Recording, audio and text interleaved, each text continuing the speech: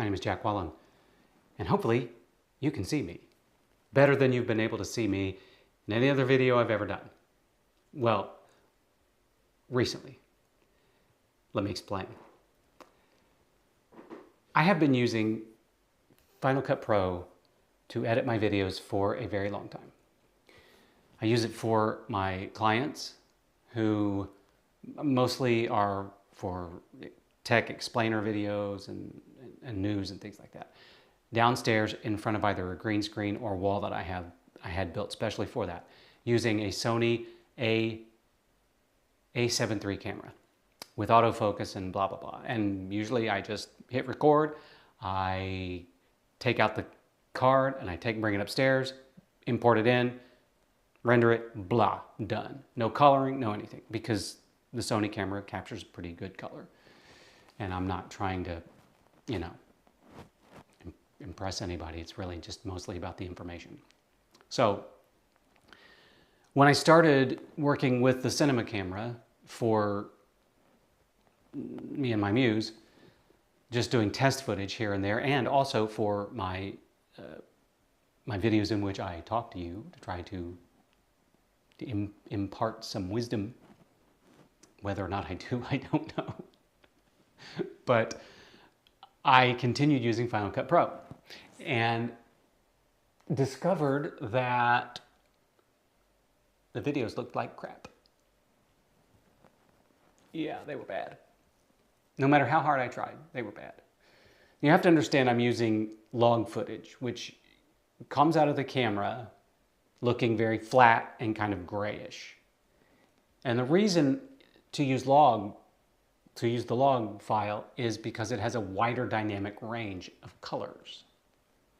So ultimately you can get a better final product using log, but it's also a whole lot harder to use because you have to know how to color grade,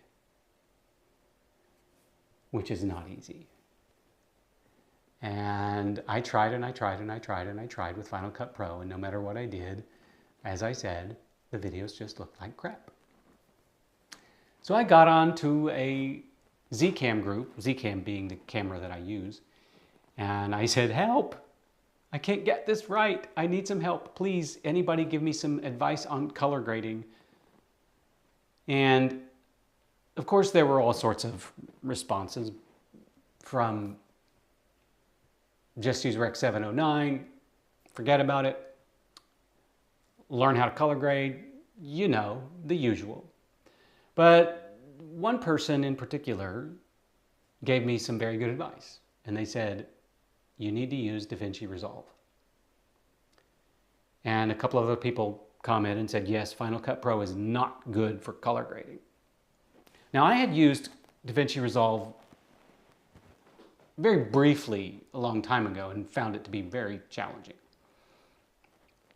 So I thought, well, okay, let's try it again. Can't hurt, right? I mean, it can't be any worse than what I'm getting now. So I installed it on my iMac and opened it up and immediately thought, ooh, boy, this is still kind of hard.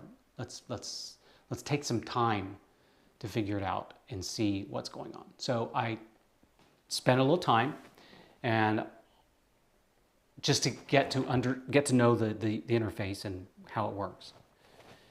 And pretty quickly realized that all of the articles that I read and all the tutorials that I watched about color grading had actually stuck.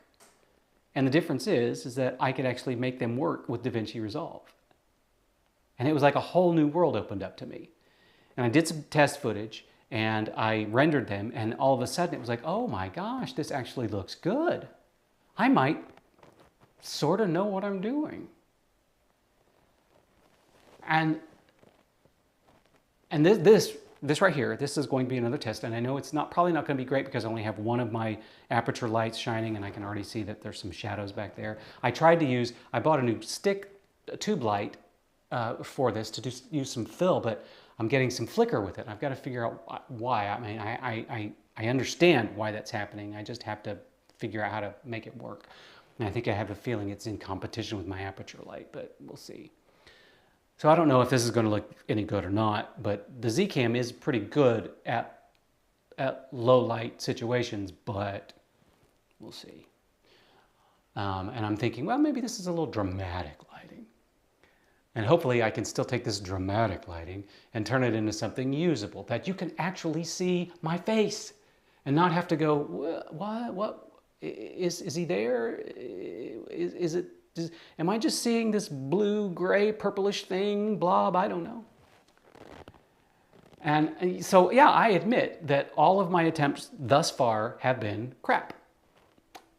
But, and I'm very, very transparent about it. I'm very transparent about most things in my life. And I am very well aware that this is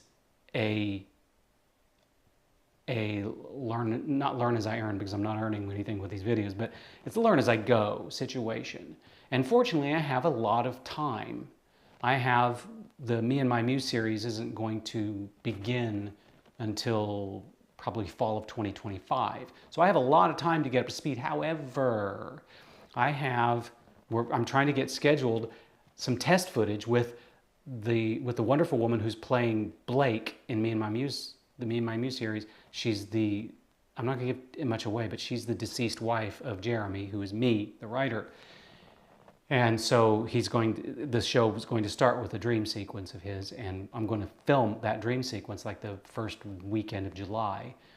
And I want to be up to speed enough so that when I film that footage, I can color it and render it and show it to the other people in the cast and the cast, everybody that's involved in the project, when we meet later on that month to do a read-through of the first 2 scripts.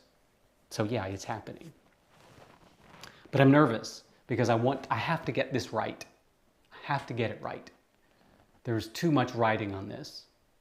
And I don't like to do half-ass work, never.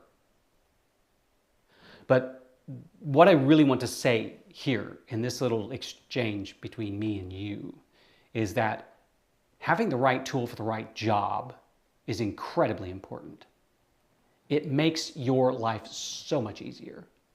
And in my case, it makes it not only easier, but possible. Because no matter how hard I tried, I could not get the results that I wanted in Final Cut Pro. Just wasn't happening.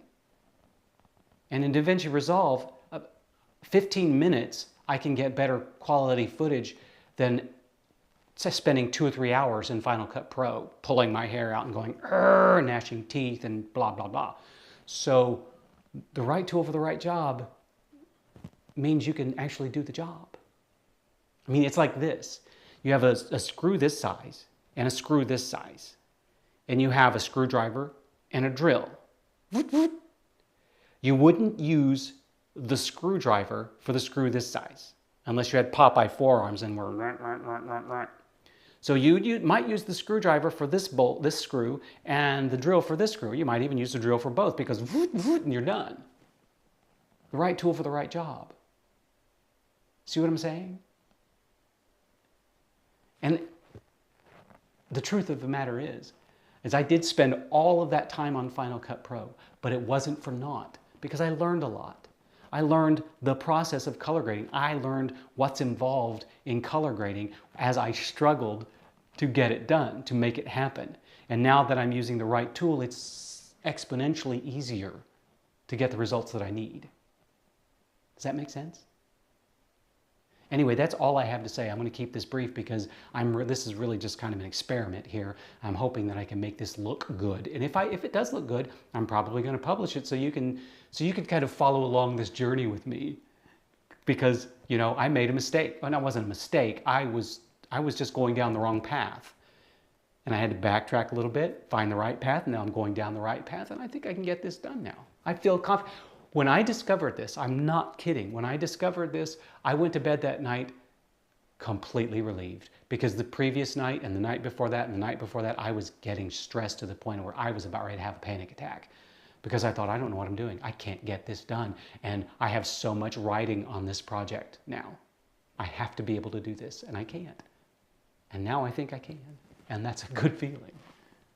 So if you know somebody that's struggling to get something done, please share this with them so they understand that the right tool probably will help them get it done. And not only get it done, but be successful with it. Thank you so much. I very much appreciate you and the time that we've spent together.